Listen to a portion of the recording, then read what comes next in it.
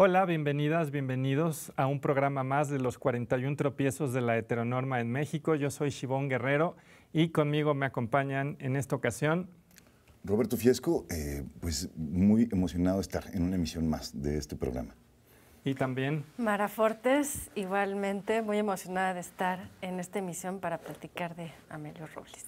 Y sí, como ya oyeron, el tema de hoy es Amelio Robles, que vamos a ver una cápsula para saber de quién estamos hablando. Y bueno, vamos. Amelio Robles fue un soldado zapatista y veterano de la Revolución Mexicana, nacido en Xochipala, Guerrero, en 1889, bajo el nombre de Amelia Robles Ávila. A diferencia de otros casos documentados históricamente, Amelio no fue una mujer que se travestiera para unirse a las huestes del Atila del Sur, sino un hombre que aún desde antes de su experiencia militar y revolucionaria, empezó a construir su identidad masculina para vivirla el resto de su vida. A partir de las relaciones que formó al calor de la batalla, y en parte gracias a su arrojo, Amelio formó parte de la camarilla político-militar de su región, el norte del estado de Guerrero, a partir de la cual se incorporó al estado posrevolucionario. Fue a principios de la década de los 70 que el Estado mexicano lo condecoró como veterano de la Revolución Mexicana, certificando de paso y de manera inadvertida su identidad masculina.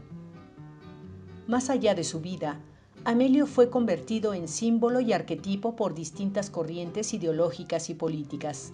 Algunas, como el feminismo de la fotógrafa Gertrude Duby, con todo respeto desdicen a Amelio de su masculinidad y se refieren a él como ella, la coronela. De igual modo, las identidades trans contemporáneas han visto en Amelio a un antepasado, y es que Amelio nunca se refirió y quizás nunca tampoco se imaginó a sí mismo como una persona trans, sino que de manera paradójica y a partir de la fisura cultural y el removimiento moral que supuso la revolución, Amelio transgredió la norma reforzándola, es decir, se apegó a la figura y el rol hipermachista producido por la revolución para vivir la vida que quiso vivir. Bueno, como les decíamos, el programa de hoy es sobre Amelio Robles. Y Amelio Robles es un símbolo para las identidades transmasculinas en México, aunque como veremos, por supuesto, una figura que se hizo relevante hace un siglo, hace de hecho un poco más de un siglo, nos presenta una serie de retos historiográficos a la hora de pensar las identidades. Sin embargo, es una persona que ha influenciado la manera en la que se viven los hombres trans en este país. Y la razón por la que menciono esto es porque hay, por ejemplo, jóvenes poetas mexicanos, hombres trans, como un buen amigo que se llama Amelio Federico, que nos cuenta un poco de qué significa para los hombres trans la figura de Amelio, y me parece importante comenzar este programa haciendo eco de lo que significa este personaje, y cuento simplemente un breve extracto de un texto escrito por este amigo. Dice así: existo dentro y fuera del lugar en que los herederos de Aquiles contienen orgullo y las herederas de Safo guardan ancestras, donde ocurre la euforia de estar vivo. Heredo a Elagabalus, a Loana Berkins, a Sandy Crisp, a Silvia Rivera, a todas las trans de mi colonia. Heredo a Amelio Malaquías Robles Ávila. En mis venas corren alegres las balas de su fusil. Mis músculos recuerdan sus espasmos. Mi cuerpo sabe cómo es resistir y repararse. Mi piel aún contiene su alerta, su calma y su sudor. Y bueno, me parece importante darle voz, por supuesto, a cómo las identidades trans recuperan a una figura que sirve como un ancestro de las identidades transmasculinas, ya lo decía yo, que por supuesto se han movido. Quizás ahora ya no vemos que tengan un fusil en mano, ahora lo que hacen es poesía. Y eso muestra también cómo han cambiado las propias masculinidades a lo largo de un siglo.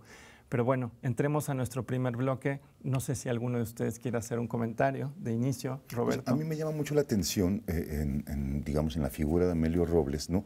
La reivindicación que como figura hace el movimiento feminista, ¿no? O sea, hacen las feministas, las mujeres, para hablar justamente de otros ángulos de las mujeres en la Revolución Mexicana, ¿no? Entonces, digamos, eso me parece como una reivindicación interesante de inicio, ¿no? Cuando se piensa en las mujeres en la Revolución, se piensa inmediatamente en la imagen de la Adelita, ¿no? Digo, esta mujer que acompañaba más bien como a su compañero revolucionario, que cocinaba, etcétera, pues, ¿no?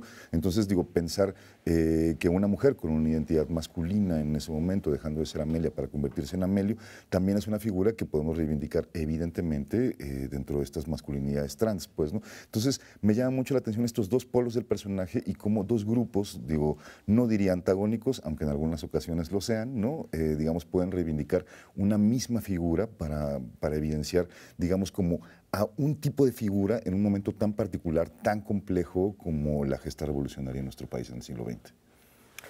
Sí, yo también, un poco retomando lo que dice Roberto, justo me interesa como este problema historiográfico, ¿no? Y de figuras justamente que se vuelven una pantalla para nuestras proyecciones, para quien las quiera recuperar dentro de quizás cierta agenda o cierta versión de la historia, pero también me parece súper interesante como el reto de calcar un deseo en la historia, ¿no? De cómo ubicas ese deseo en una historiografía. Entonces, bueno, es que sin duda es una figura, digo, si en los años 70 nos cuesta trabajo encontrar una separación tajante entre las identidades como las tenemos ahora, y lo hemos visto en este programa, por ejemplo, en varias ocasiones, cómo es difícil hacer una distinción tajante entre lo que hoy diríamos, esto es homosexualidad, o esto es lesbianismo, esto es transexualidad. Si nos remontamos hace 50 años es complicado, bueno, cuando estamos hablando, por supuesto, de algo que ocurrió hace un siglo, es aún más complicado. Y yo creo que es una gran observación la que haces, Roberto, de que de alguna manera podemos tener legados compartidos. Y yo creo que es algo que hoy nos cuesta mucho trabajo imaginar, la idea de que podamos tener figuras que de una u otra manera son un legado compartido, ¿no?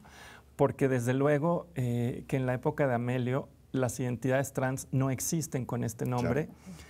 Y además, esto sí lo puedo decir casi que a título personal, hoy las identidades trans todavía seguimos cargando la idea de que lo que nos define es la disforia de género. Y esto es un fenómeno que, por supuesto, hace un siglo no encontrábamos, ¿no? Encontramos en ese sentido a un personaje que se vuelve un desafío para la historiografía del género, la historiografía feminista, porque sí que desafía las normas de género y en ese sentido se acerca, por ejemplo, a la historia del travestismo femenino, que es una historia de siglos, donde muchas mujeres se refugiaron, por ejemplo, en identidades masculinas, por lo menos transitoriamente, para poder ir a la guerra, tener un empleo, construirse una vida.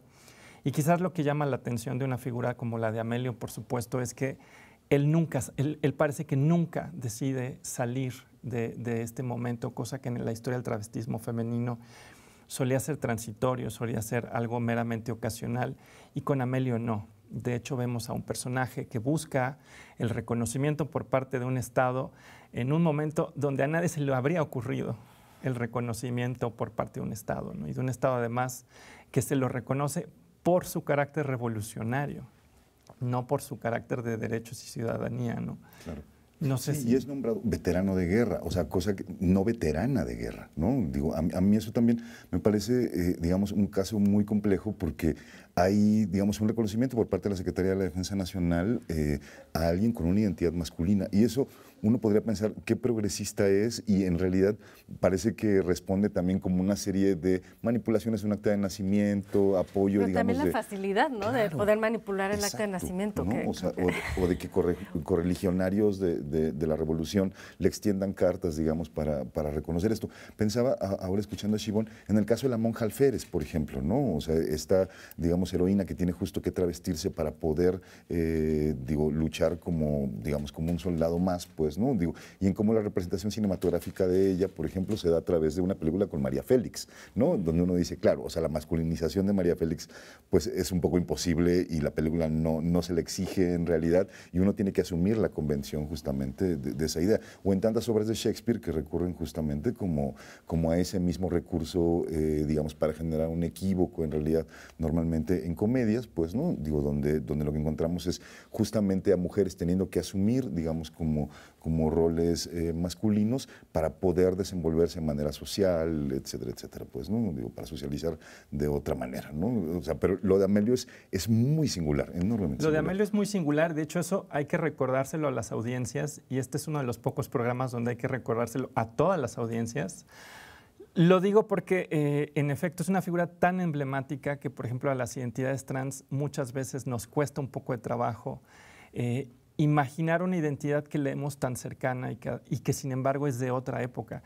Y lo digo porque hoy por hoy, por ejemplo, un hombre trans te diría, yo no hago un travestismo de tiempo completo, ¿no? Y eso es una cosa que quizás luego hay una confusión en la gente que imagina que las personas trans somos una especie de travesti de 24 horas, 7 días a la semana. Y desde luego que esto no es así, pero esta es la construcción, digamos, de las identidades trans contemporáneas, donde por supuesto se enfatiza que no estamos jugándolo en el ámbito, digamos, del travestismo, no lo estamos jugando desde allí. Que también otra confusión que hay, por ejemplo, y que pasa mucho es que la gente nos imagina por gradientes, ¿no? O sea, se imagina que una persona bisexual es medio homosexual y que una persona trans es doblemente homosexual, ¿no? Como si viniéramos en gradientes y todos estos son desafíos para imaginar cómo han cambiado las identidades.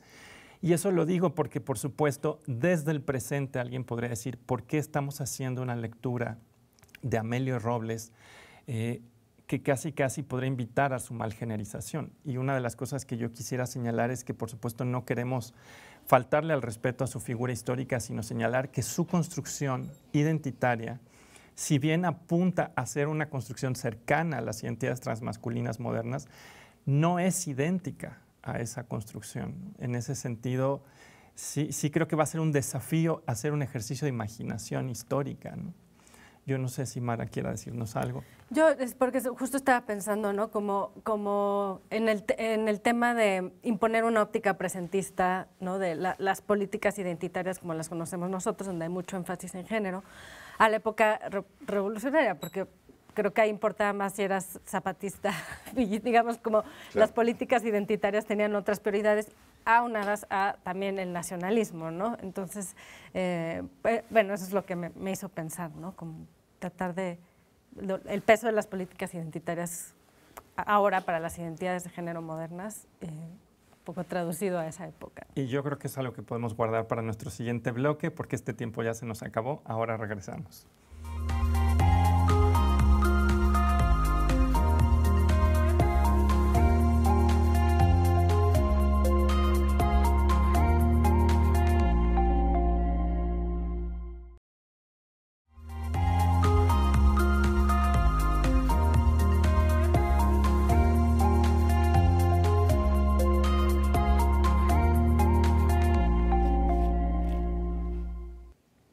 Bienvenidas, bienvenidos de vuelta a Los 41 Tropiezos. El programa de hoy es sobre Amelio Robles y tenemos una invitada de lujo. Ella es profesora investigadora del Colegio de México, la doctora Gabriela Cano, y he de decir que es una historiadora increíble y eso lo digo a título personal. He aprendido muchísimo leyéndola y bueno, Gabriela, muchísimas gracias por estar con nosotros hoy y pues muy bienvenida.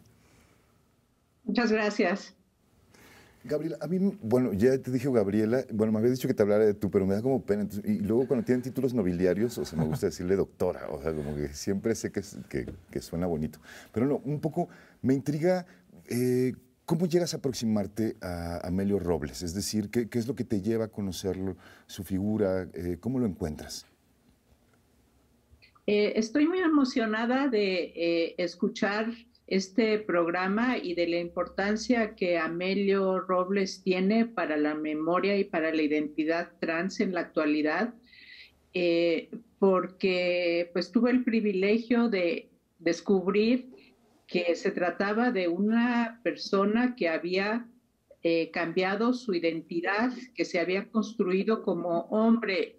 Casi que no diría que Amelio es trans, aunque para comprenderlo en nuestro tiempo hay que decirlo, pero Amelio se definió a sí mismo como un hombre, como un varón, como alguien que logró definir su presentación corporal y su identidad subjetiva como varón en una época, en la época revolucionaria. La historia local de Guerrero y la memoria de la Revolución Mexicana en Guerrero presentaba a Amelio como una mujer revolucionaria. Esto es hasta entrados los 80. Yo misma, en un breve texto que publiqué en la antigua revista FEM, caí en ese gravísimo error. Y después de algún tiempo, al ver las fotografías disponibles y ver la documentación y avanzar en la teoría de las identidades de género, dije, pero esto es una grosería lo que le estamos haciendo a esta persona. Estamos diciendo que es una mujer revolucionaria. Hasta 90, que fue cuando se publicó mi trabajo, Amelia Robles era conocida en la memoria local como una revolucionaria del estado de Guerrero. ¿Y cómo me di cuenta? Pues, digamos, el trabajo de investigación histórica con fuentes primarias, con documentos, requiere que tengas mucho material de distintos orígenes, es decir, fotografías oficiales, documentos oficiales, y contrastar con otros personajes que participaron en la movilización zapatista. Entonces, bueno, esto aunado a la teoría de la diversidad sexual, podríamos decir que ya había para entonces, no se llamaba así. Esto fue cuando dije, ¿cómo si veo esta foto? Pues claro que no estoy viendo a Amelia Robles, estoy viendo a Amelio Robles. Y esto me lo confirmó la documentación, porque Amelio no solo se construyó una imagen corporal masculina, sino una identidad masculina. Siempre firmó con su nombre en masculino, como Amelio, su manuscrito, así se ve. Que me llama mucho la atención también el trabajo que haces a partir de las imágenes. Ahorita lo mencionabas, o sea, pero justamente en uno de los textos que leí, Gabriela, haces un análisis también de lo que las imágenes están diciendo, ¿no? Me gusta mucho cómo dices, bueno, son nuestros documentos y nuestras fuentes primarias, o sea, pero lo que tú haces al traducir esas imágenes a literatura, a palabras, a través de tu ensayo sobre Amelio Robles, pues no, o sea, nos permite justamente darnos cuenta de una serie de significados, digamos, para entender mucho más la complejidad de un personaje que está precisamente mostrándose como un varón, como un hombre en estos documentos o en estas fotografías. Sí, la fotografía fue muy importante porque queda claro cómo la fotografía no es una expresión objetiva de la realidad. Amelio, como muchas personas de su época, acudió a un estudio fotográfico y contamos con 2 imágenes de estudio fotográfico donde se ve, digamos, una doble construcción, porque él era un hombre de campo y en las 2 imágenes se ve como un hombre urbano, como un dandy de ciudad. Él se presenta como el hombre que fue, pero también incluso se ve como, no se imagina uno nada más de ver la foto que estemos ante alguien que vivió principalmente en el campo.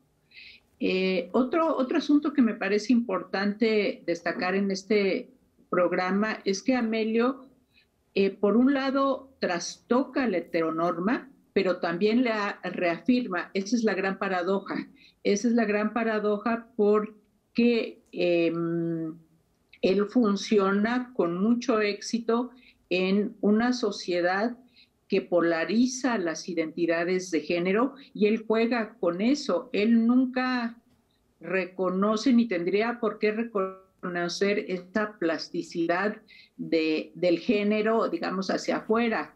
Hacia adentro no lo sabemos porque, y esto también hay que destacarlo, no tenemos ningún trazo, ninguna huella de de la vida interior de Robles. No tenemos ningunas palabras, no tenemos ningún documento que exprese su subjetividad.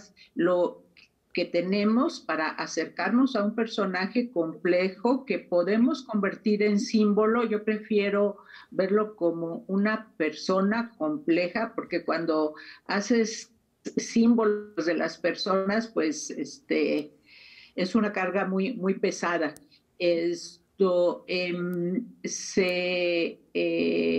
No sabemos cómo pensaba, salvo por no hay nada que lo exprese. Tenemos documentos oficiales, tenemos su firma, por eso lo mencionaba, y nada más.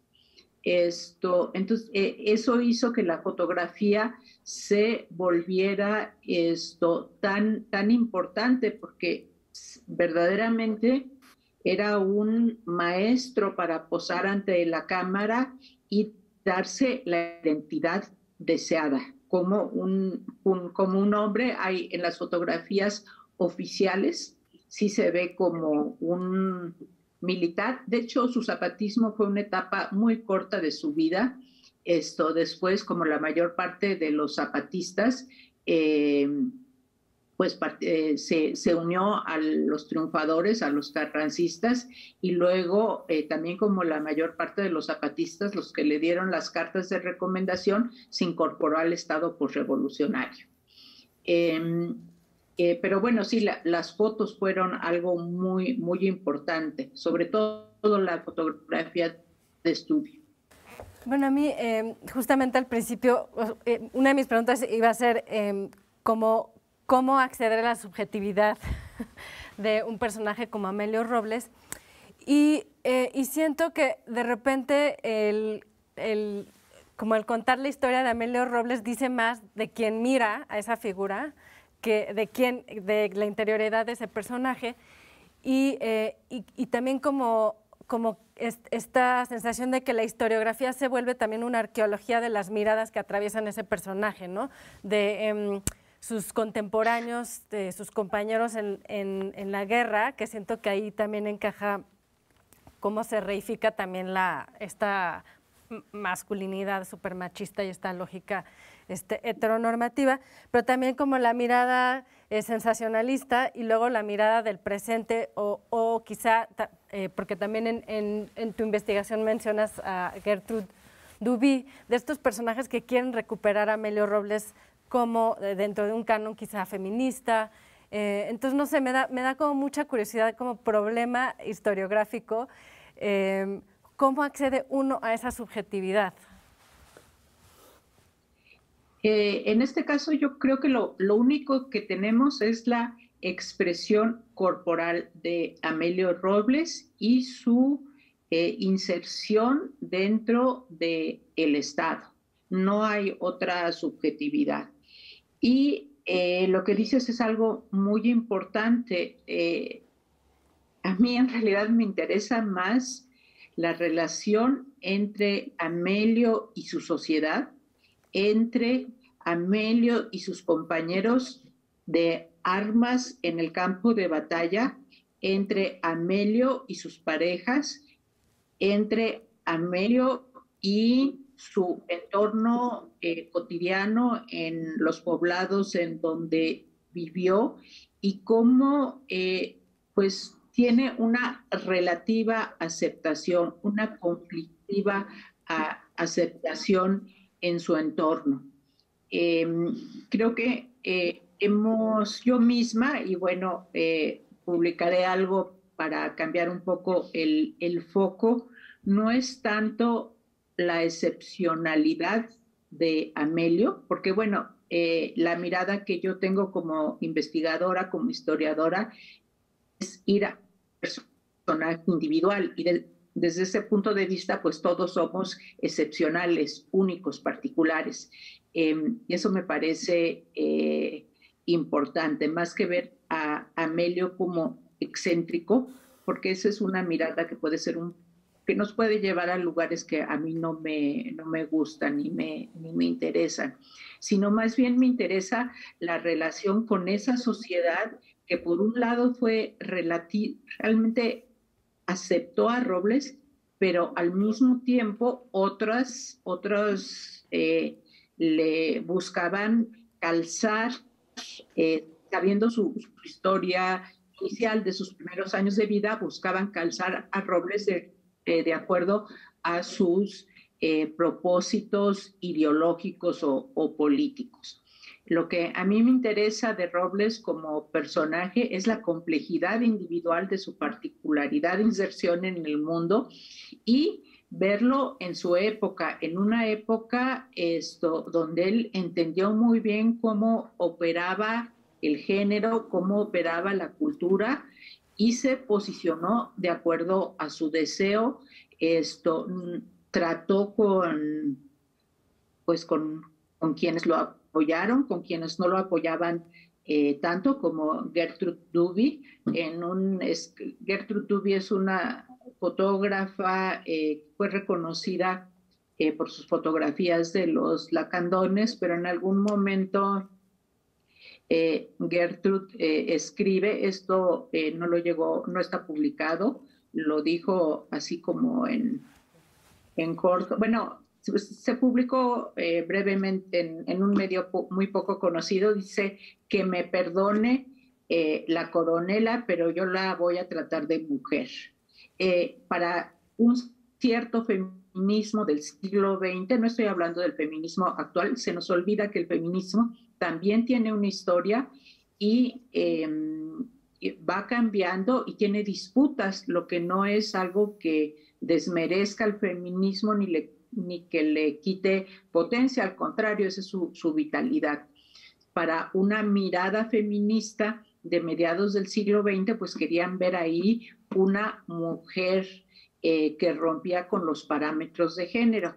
Y en cierto sentido, Robles reafirma los parámetros de género, aunque también los subvierte. Querida Gabriela, has transmitido una idea que me parece importantísima y es que el riesgo de convertir a una figura en un símbolo, por un lado, implica entorpecer la investigación histórica porque empieza a haber una disputa del personaje como símbolo por lo que queremos que nos diga quizás al presente, quizás a distintas corrientes y que no nos permite, por ejemplo, examinar estas contradicciones que tú nos muestras con Amelio, que yo creo que son muy ilustrativas, ya lo decías, pero sí quiero enfatizarlo, de cómo de alguna manera construir una identidad que es muy aceptada precisamente porque es una masculinidad hegemónica en un contexto posrevolucionario. Y eso sí llama la atención, por supuesto, hace de alguna manera un énfasis en cómo puedes hacer una suerte de transgresión o un acto de disidencia que al mismo tiempo, sin embargo, reafirma una hegemonía, ¿no? Y yo creo que esto es algo que en el presente luego nos cuesta trabajo imaginar como una posibilidad. Y no sé si sobre eso nos quisieras decir un poquito más antes de irnos a pausa. A mí me fascina la investigación histórica con documentos que a veces puede parecer algo como inútil. Bueno, y Gabriela se la pasa en el archivo, pasa leyendo, buscando material y eso, ¿para qué?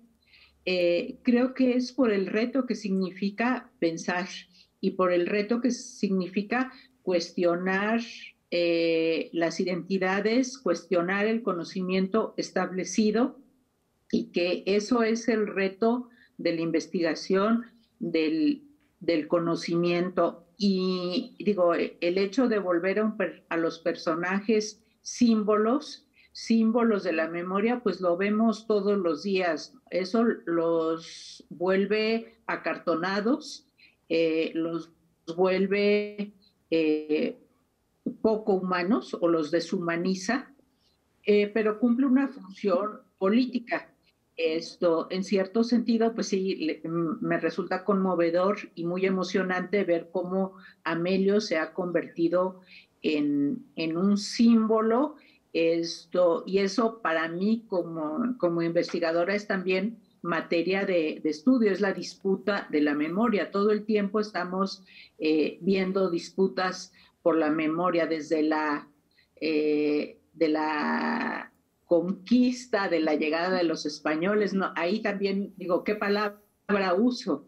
Y esto no solo pasa con el concepto de trans para hablar de Amelio, pues lo estamos viendo todos los días. Es el reto de pensar, de investigar históricamente, que usamos conceptos de nuestro presente, que usamos, que lo estamos viendo desde ahora, a veces con agenda política, otras veces solo por comprender al personaje, que es lo que yo busco, pero pues ese es uno de los retos de la historia en su tensa relación con la memoria. Gabriela, pues muchas gracias. Vamos a una pausa. Ahora regresamos contigo. No se vayan.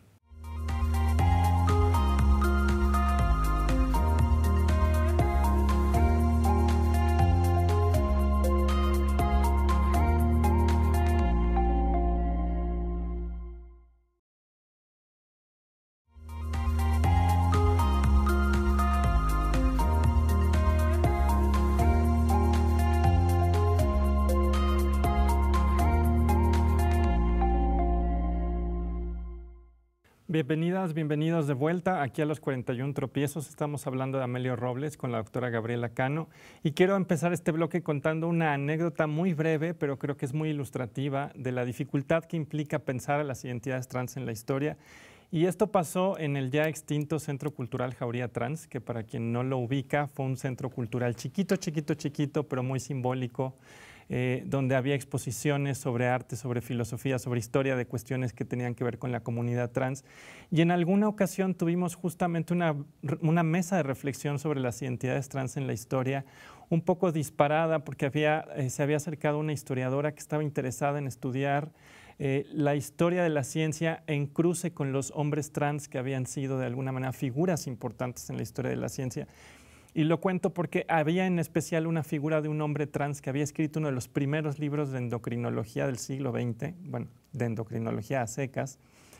Y era muy interesante el proyecto porque ella se había dedicado a estudiar la historia de las mujeres y decidió que quería estudiar la historia de las masculinidades trans. Y esto suscitó una discusión interesante en nuestra comunidad, en nuestra pequeña comunidad, acerca de por qué había hecho esta elección. Y una de las cosas que mencionábamos y que me parece muy interesante mencionar aquí es precisamente que los hombres trans las masculinidades trans han estado mucho más invisibilizadas en la historia. Que paradójicamente las mujeres trans hemos heredado una visibilidad producto de lo que implica quizás la transgresión de abandonar la masculinidad, que por supuesto tiene consecuencias muy violentas como cuerpos vigilados, cuerpos violentados, pero también cuerpos visibles y quizás hipervisibles, ¿no? Y de alguna manera, por el otro lado, los hombres trans decían, no estamos en la historia, nuestras historias no se cuentan precisamente porque se asimilan quizás a otro tipo de relatos, ¿no? Y yo creo que esto también lo vemos hoy en el caso de Amelio Robles. Yo no sé si alguien quiera comenzar este tercer bloque. Pues a mí me llamaba mucho la atención algo que justamente Gabriela hace en su texto, que es contrastar la presencia de Manuel Palafox, ¿no? Un personaje que la verdad no conocía, muy cercano a Emiliano Zapata, ¿no? Digo, el ave negra le decían, o sea, era verdaderamente un personaje muy clave, digamos, como en el ejército zapatista, y como por ser homosexual, y además ser un homosexual femenino, era rechazado y acabó siendo expulsado, digamos, del ejército zapatista por las intrigas que él generaba y por las intrigas generadas en su contra. Y cómo contrasta justamente la presencia de Amelio Robles, un hombre que a partir de su masculinidad, ¿no? Es finalmente asimilado por el ejército y es convertido, digamos, en un coronel en su momento, que es el grado al que llega en el ejército zapatista. Es decir, cómo lo femenino es visto como algo que hay que rechazar y como lo masculino es visto como algo que enaltecer. Eso me llamó mucho la atención, Gabriela, y contrastar estos dos personajes tan distintos y diversos en su momento. Sí, en el caso de Manuel Palafox, tampoco sabemos a ciencia cierta cómo se identificaba, cuál era su deseo sexual. Era señalado como afeminado.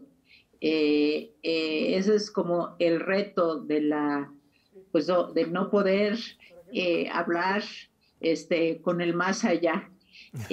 Pero creo que lo que es muy interesante de esto es que las masculinidades trans en general se aceptan en la medida en que están dentro de un proyecto racional. Por ejemplo, la revolución, algo progresista. Por ejemplo, ir a la universidad. El emblemático caso de no es transgénero, pero del travestismo de Sor Juana, que es así como algo muy, muy conocido. Mientras que las identidades transfemeninas se asocian más con lo lúdico. No digo que así sea esto, pero eso es lo que es el tipo de relatos en donde se les encuentra, donde se les da visibilidad. Digamos, los bailes trans es lo clásico, ¿no? De que, bueno, pues ahí hay mucho performance de feminidad, entonces ahí se ubica a las trans en el juego, en lo lúdico. Algo que a mí me interesó con Amelio Robles, que, bueno, también es una historia de racionalidad, porque, digamos, se une a una causa progresista, ¿no? Fue destacar que él se movía más por su deseo de salir de un entorno de su poblado, donde era difícil salir por la lejanía, por el riesgo que había en particular para las mujeres, y cómo el ambiente de la guerra, de la muerte en el campo de batalla, pues hay una ruptura, y eso le permite salir y romper con ese mundo. También la memoria local tiende a encasillar a Robles como un zapatista. Pero como muchos que se unieron a la bola al ejército, no tenía un proyecto ideológico tan importante, me parece, como su proyecto personal. No tenemos nada que vincule, no hay rastro, nada que vincule a Robles con una causa agrarista, ni con el zapatismo. También, así como hay una memoria trans que encasilla a Robles como un disidente, también hay una memoria que a veces se hace pasar por historia de la Revolución Mexicana, que también tiende a ver a Robles como un zapatista inquebrantable. Yo misma eso creo que debo matizarlo, porque como las fuentes oficiales lo clasifican como zapatista, pero en esa confusión de la guerra, de la revolución, él no tenía una ideología firme, más bien pues fue la aventura, el reto de salir y de lanzarse pues al movimiento revolucionario. Una reivindicación libertaria, en realidad, ¿no? Digo, de su propia libertad, digamos, como individuo, de construirse una identidad a partir de la revolución, ¿no? Sí, de su deseo, sí, libertaria no en un sentido sí, ideológico exacto, ni político, exacto, sino de su deseo personal de salir de un mundo muy estrecho. En ese sentido, la Revolución Mexicana de alguna manera representó una oportunidad, no solo para Amelio, sino en general para miles y miles de personas, no solo mujeres, no solo hombres, no solo personas trans, porque como han contado en varios lados, de alguna manera implicó la ruptura de una serie de estructuras donde se pudieron, por ejemplo, desarrollar prácticas, no sé si llamarlas identitarias, pero digamos nuevas maneras de habitar un cuerpo sexuado que antes de la revolución no habrían sido posibles. No sé si nos puedas contar algo de esto, Gabriela. Me cuesta un poco pensar la revolución como oportunidad, porque también hay un discurso muy establecido de la gesta heroica que nos lleva a olvidar el costo humano de una guerra interna, donde la muerte se vuelve algo cotidiano, donde, digamos, no se trata de hablar del número de muertos ni de calcularlo, pero sí de ese ambiente, de esa ruptura. Pero bueno, así es el devenir humano, así es la historia, donde pues los muertos en las regiones y en los momentos de la etapa armada, pues estaban causando mucho sufrimiento, había mutilados, había cuerpos abandonados. Es algo muy doloroso que también se nos suele pasar por alto cuando hablamos, cuando vemos la historia de la Revolución Mexicana.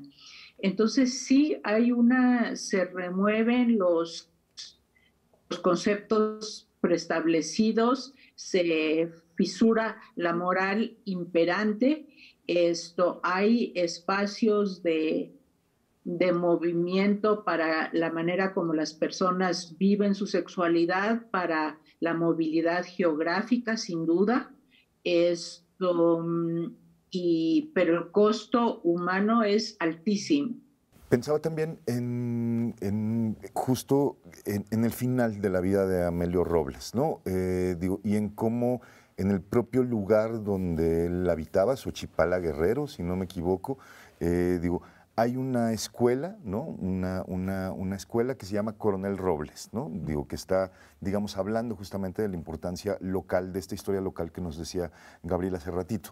Pero su casa, lo que se llama la Casa Museo, se llama Casa Museo Coronela Amelia La Güera Robles, ¿no? O sea, es decir, y la tumba de Amelio Robles aparece también como Amelia Robles. Me parece que este tipo de, o sea, que es un acto, yo diría, muy constante en las familias, sobre todo de personas trans, que tratan de reapropiarse justamente de esa identidad que justo ese individuo que ha fallecido no había rechazado para construirse otra, ¿no? Entonces me llama mucho la atención estos dos polos, cómo la familia le pone el nombre femenino de nacimiento de Amelia y cómo, digamos, lo social, ¿no? La escuela, que probablemente él la debe haber construido, pues se llama justo como él quería llamarse, Coronel Robles, ¿no? Sí, la escuela fue un gesto de compromiso de Robles con el progreso educativo de los gobiernos de la postrevolución y por eso le puso su nombre. El museo y la memoria de Robles en su tumba, pues ahí hay una disputa de la memoria. Esta disputa de la que hablábamos antes, de la disputa en la memoria de la Revolución Mexicana, ya sea local, ya sea nacional, también hay una disputa por la memoria en las familias. Y esto ocurre, creo que, en todo tipo de familias. Pienso, ahora que te escucho, Roberto, las familias, digamos, de una mujer o de un hombre que tienen hijos con distintas parejas. Ahí hay una disputa, bueno, vamos a poner en la esquela o en la tumba y te recordamos los hijos del matrimonio así llamado legítimo o los del matrimonio o los que fueron hijos fuera de matrimonio o de un segundo matrimonio. Con esto como que me importa mucho incluir a Robles como dentro de pues las disputas a las que estamos sometidas todas las personas en una sociedad donde hay conflictos económicos, donde hay conflictos políticos, donde hay conflictos económicos. Porque digamos, el performance de género se vive de género, de clase, de la construcción de identidades, la vivimos todas las personas independientemente de nuestra identidad sexual, independientemente de nuestra identidad de género. Entonces no son sí tienen desde luego una particularidad los conflictos que viven las personas trans o las personas LGTB de distinto tipo, pero son conflictos que nos impone la sociedad. Con esto quiero, como por decir de una expresión de una conversación larga que tuve con Carlos Monsiváis hace mucho tiempo, bueno, obviamente hace mucho. Oh, no, creo que hemos perdido a Gabriela. Esperemos que Gabriela vuelva pronto, porque nos está contando algo muy interesante sobre Carlos Monsiváis. Esperemos que regrese. Simplemente decir que, en efecto, la figura de Amelio Robles es muy compleja y creo que sí hay una disputa, de alguna manera, de familia entre distintas corrientes de pensamiento crítico que quieren reivindicarla. Y yo sí creo que también hay que reconocer que esto es parte del proceso histórico mismo, ¿no? Mara.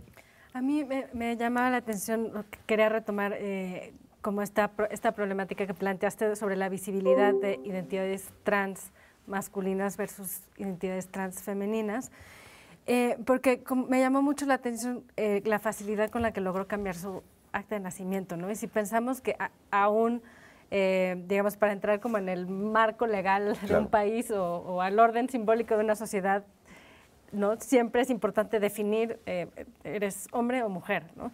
Y me hizo pensar, o bueno, más bien como proyectar, si pensáramos en una persona, una mujer trans de la época, si podría con la misma facilidad cambiar su acta de nacimiento, ¿no? O sea, creo que ahí también tenemos que pensar en que es una sociedad patriarcal, y que ¿no? es el contexto de la milicia, que también eso uno de los grandes poderes fácticos como del país, cosa que también es muy interesante.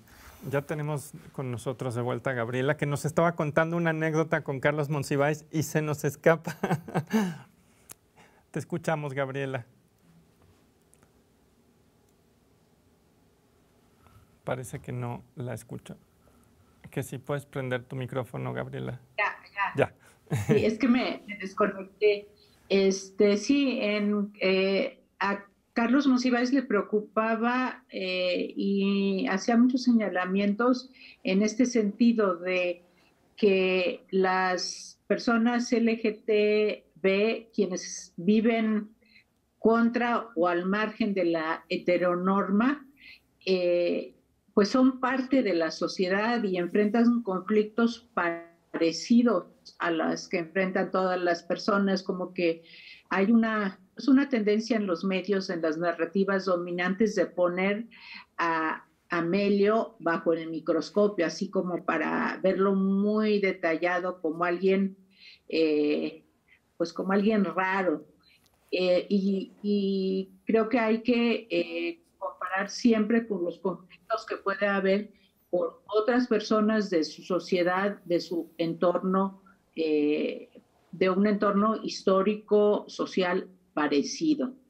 Escuchaba yo esto de si una mujer trans pudo haber logrado lo que Robles, no lo sé. También había mujeres de élite, también había mujeres conectadas, con privilegios. Lo que podemos hacer en historia es investigar y conocer pues lo que los documentos nos dan, como que no podemos especular así de manera tan tajante si una mujer trans no hubiera podido lograr lo que logró Robles. Pues en estricto sentido no, porque Robles entró en efecto por una élite, por una camarilla, podríamos llamar una élite política, en el poder en la revolución. Querida Gabriela, perdón que te interrumpa, pero se nos ha acabado el tiempo. Me da muchísima pena porque nos estás diciendo algo increíble, pero tenemos que cerrar el programa. Te agradezco que hayas venido. Gabriela, muchísimas gracias. Y bueno, yo solo recomendar Género, Poder y Política en el México Postrevolucionario, justamente la doctora Gabriela es una de las compiladoras de este texto que hace otra vez la UAM nos ganó esto y el Fondo de Cultura Económica. Así que, digo, estupendos textos además para entender no solamente a Amelio Robles, o sea, sino el rol o distintos roles de lo masculino y lo femenino en muchos campos, pues, ¿no? No solamente en la milicia, sino también en el cine, etcétera, etcétera. La verdad es que es una lectura fantástica. Y nos despedimos. Mara, no. Pues muchísimas gracias. La verdad es que se nos quedó muchísimo de qué hablar, pero espero que sea un panorama que más bien dé ganas de investigar más. Porque más la figura de Amelio, creo que es una figura aún desconocida, ¿no? De muy reciente, digamos, reivindicación o de muy reciente descubrimiento público, así que creo que nos deja muchísimas más preguntas y como justo nos decía Gabriela, hay que seguir investigando y hay que seguir encontrando esas fuentes que a lo mejor nos arrojan nuevos personajes interesantísimos, sobre todo en la historia del siglo XX, esto que estamos encontrando como una especie de protocomunidad LGBT en campos tan diversos. Y bueno, eso fue todo por hoy. Nos vemos en la próxima semana en un episodio más de los 41 tropiezos de la heteronorma en México. Muchísimas gracias. Más de 40 años de un suceso importantísimo para la historia de la comunidad LGBT como es la Marcha del Orgullo Homosexual, o la primera vez que se visibilizó un grupo de personas marchando en pro de sus derechos, es precisamente el tema del cual vamos a platicar en este programa. Hicimos la carta y ahí vamos a proceso. ¿Y proceso qué es? Pica pleitos, que la toma. Y nos firmamos Frente Homosexual de Acción Revolucionaria. Entonces, en la noche, Monsiváis nos llama y nos dice: ¿qué les pasa? ¿Quién se creen que son ustedes? ¿Cómo se atreven a insultar a una gloria nacional? Y entonces nos quedamos pasmados y le colgamos. Y dijimos, ¿qué vamos a hacer? ¿Cómo le vamos a contestar? Y dijimos, marchamos. Entonces, de domingo a lunes decidimos salir en la gran marcha de conmemoración de los 10 años del movimiento del 68 y de la Revolución Cubana. Hicimos ahí nuestro volante corriendo, nos fuimos a Santo Domingo, nadie nos lo quería hacer porque era pues una perversión lo que estábamos haciendo, poner homosexual en un volante.